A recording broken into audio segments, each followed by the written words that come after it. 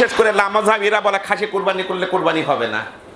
ইবনে মাজাহ শরীফ 3121 নম্বর হাদিস।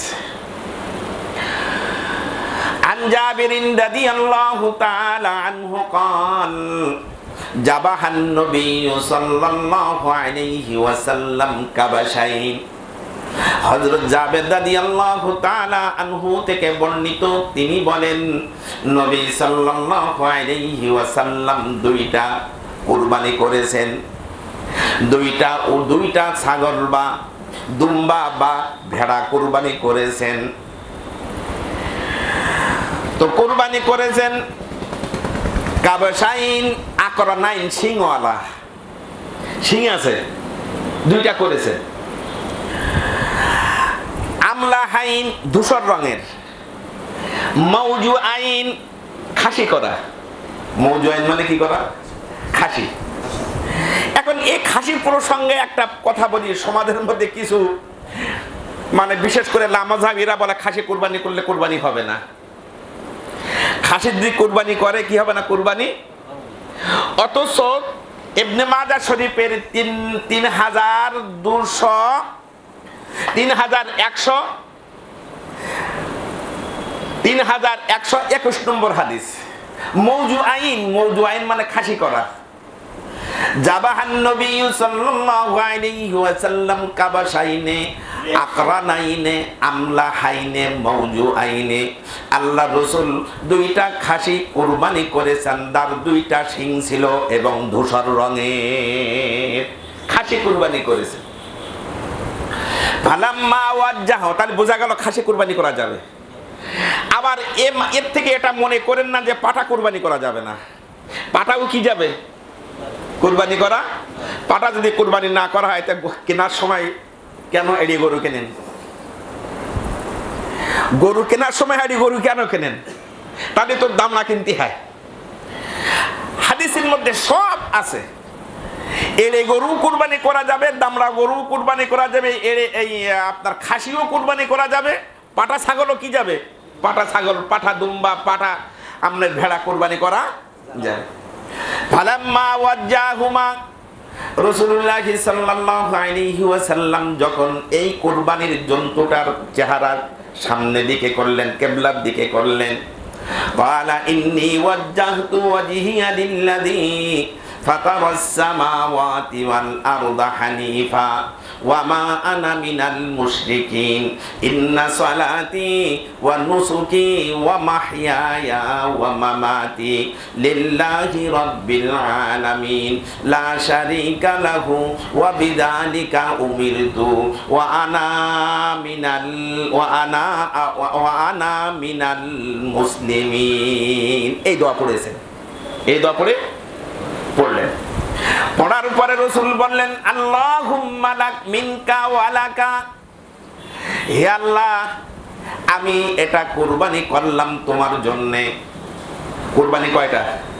দুইটা করেছেন। একটা রাসূল বলেন হাজা আন মুহাম্মাদিন, এই কুরবানিটা করলাম আমি আমার মুহাম্মদ পরিবারের পক্ষ থেকে। আর আরেকটা কুরবানি করে বললেন ওয়া হাজা মিন উম্মতি, আর এটা কুরবানি হলো আমার উম্মতের পক্ষ থেকে। সুবহানাল্লাহ বলবেন।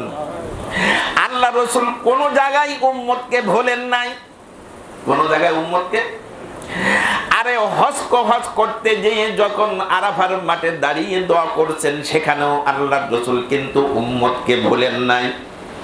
আল্লাহর সাথে দিদারে গেছেন আরশে মুআল্লায়, সেখানে যেই যখন আল্লাহ বললেন আত্তাহিয়াতু লিল্লাহি ওয়াস সালাওয়াতু ওয়াত তাইয়্যিবাত, আল্লাহ রাসূল বলতেছেন আসসালামু আলাইকা আইয়ুহান নাবিয়্যু, আল্লাহ রাসূলকে সালাম দিলেন আসসালামু আলাইকা আইয়ুহান নাবিয়্যু ওয়া রাহমাতুল্লাহি ওয়া বারাকাতুহু।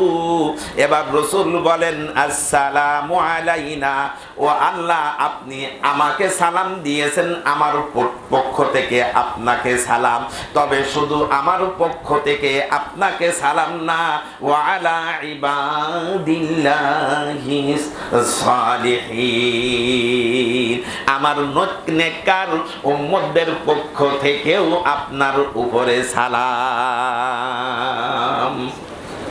ওখানে কি আমি বলছি না হুজুর, ওখানে যে আপনি আমার সালামটা দিয়ে বলছিলাম কিনা? আল্লাহ রাসূল কোন জায়গায় উম্মতকে ভোলেন নাই, কোন জায়গায় আল্লাহ রাসূল উম্মতকে ভোলেন নাই। কুরবানি করতে যেও রাসূলুল্লাহ সাল্লাল্লাহু আলাইহি ওয়াসাল্লাম উম্মতকে ভোলেন নাই। ইবনে মাজাহ শরীফের হাদিস, আল্লাহ রাসূল সাল্লাল্লাহু আলাইহি ওয়াসাল্লাম বলেন সুম্মা যাবাহা বিয়াদিহি, এরপরে রাসূল নিজ হাতে কুরবানি করলেন। নিজ হাতে কি করেছেন? নিজ হাতে। তাহলে নিজ হাতে কুরবানি করা সুন্নত। আমার টাকা বন্ধ হয়ে যায়, যাক, অসুবিধা নেই, কুরবানি করলে তো 500 টাকা পাবো, যায় বন্ধ হয়ে যাক, একটা সুন্নত জারি হোক। কুরবানি আপনার, কুরবানি আপনি করবেন, আপনি নিজ হাতে করবেন। আল্লাহ রাসূল যাবাহা বিয়াদিহি, নিজ হাতে কুরবানি করছেন। সুম্মা ক্বালা বিসমিল্লাহি আল্লাহু আকবার, এরপরে রাসূলুল্লাহ সাল্লাল্লাহু আলাইহি ওয়াসাল্লাম বলেন আল্লাহু আকবার। কি? আল্লাহু আকবার। আল্লাহু আকবার বলে এবার রাসূল দোয়া পড়তেছেন, আল্লাহুম্মা মিন্নি, হে আল্লাহ এই কুরবানিটা আমার জন্য তুমি কবুল করে নাও।